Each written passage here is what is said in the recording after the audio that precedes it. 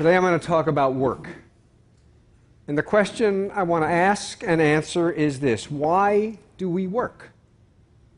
Why do we drag ourselves out of bed every morning instead of living our lives just filled with bouncing from one TED-like adventure to another? You may be asking yourselves that very question. Now, I know, of course, we have to make a living, but nobody in this room thinks that that's the answer to the question, why do we work? For folks in this room, the work we do is challenging, it's engaging, it's stimulating, it's meaningful, and if we're lucky, it might even be important. So we wouldn't work if we didn't get paid, but that's not why we do what we do. And in general, I think we think that material rewards are a pretty bad reason for doing the work that we do. When we say of somebody that he's in it for the money, we are not just being descriptive. Now, I think this is totally obvious, but the very obviousness of it raises what is for me an incredibly profound question. Why, if this is so obvious, why is it that for the overwhelming majority of people on the planet, the work they do has none of the characteristics that get us up and out of bed and off toward the office every morning? How is it that we allow the majority of people on the planet to do work that is monotonous, meaningless, and soul-deadening? Why is it that as capitalism developed, it created a mode of production of goods and services in which all the non-material satisfactions that might come from work were eliminated? Workers who do this kind of work, whether they do it in factories, in call centers, or in fulfillment warehouses, do it for pay. There is certainly no other earthly reason to do what they do except for pay. So the question is, why? And here's the answer. The answer is technology. Now, I know, yeah, technology, automation, screws people, blah, blah. That's not what I mean. I'm not talking about the kind of technology that has enveloped our lives and that people come to TED to hear about. I'm not talking about the technology of things, profound though that is. I'm talking about another technology. I'm talking about the technology of ideas. I call it idea technology. How clever of me. In addition to creating things, science creates ideas. Science creates ways of understanding. And in the social sciences, the ways of understanding that get created are ways of understanding ourselves, and they have an enormous influence on how we think, what we aspire to, and how we act. If you think your poverty is God's will, you pray. If you think your poverty is the result of your own inadequacy, you shrink into despair. And if you think your poverty is the result of oppression and domination, then you rise up in revolt. Whether your response to poverty is resignation or revolution depends on how you understand the sources of your poverty. This is the role that ideas play in shaping us as human beings, and this is why idea technology may be the most profoundly important technology that science gives us. And there's something special about idea technology that makes it different from the technology of things. With things, if the technology sucks, it just vanishes, right?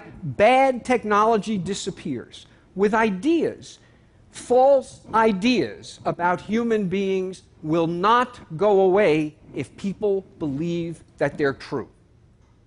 Because if people believe that they're true, they create ways of living and institutions that are consistent with these very false ideas.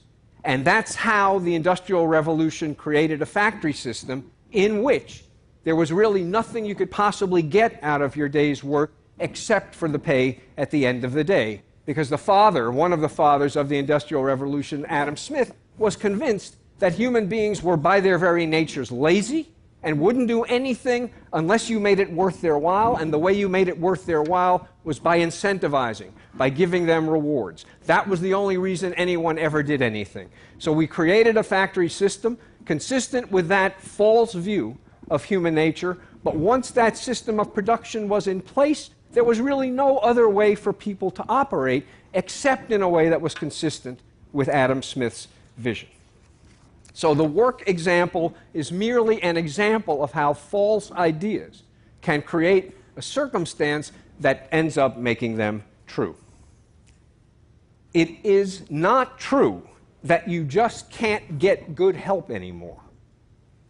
It is true that you can't get good help anymore when you give people work to do that is demeaning and soulless. And interestingly enough, Adam Smith, the same guy who gave us this incredible invention of mass production and division of labor, understood this. He said of people who worked in assembly lines, men who worked in assembly lines, he says, he generally becomes as stupid as it is possible for a human being to become. Now notice the word here is become. He generally becomes as stupid as it is possible for a human being to become. Whether he intended it or not, what Adam Smith was telling us there is that the very shape of the institution within which people work creates people who are fitted to the demands of that institution and deprives people of the opportunity to derive the kinds of satisfactions from their work that we take for granted. The thing about science, natural science, is that we can spin fantastic theories about the cosmos and have complete confidence that the cosmos is completely indifferent to our theories. It's going to work the same damn way no matter what theories we have about the cosmos. But we do have to worry about the theories we have of human nature, because human nature will be changed by the theories we have that are designed to explain and help us understand human beings. The distinguished anthropologist Clifford Geertz said years ago that human beings are the unfinished animals. And what he meant by that was that it is only human nature to have a human nature that is very much the product of the society in which people live. That human nature, that is to say our human nature, is much more created than it is discovered. We design human nature by designing the institutions within which people live and work. And so you people, pretty much the closest I ever get to being with masters of the universe, you people should be asking yourself a question as you go back home to run your organizations. Just what kind of human nature do you want to help design? Thank you. Thanks.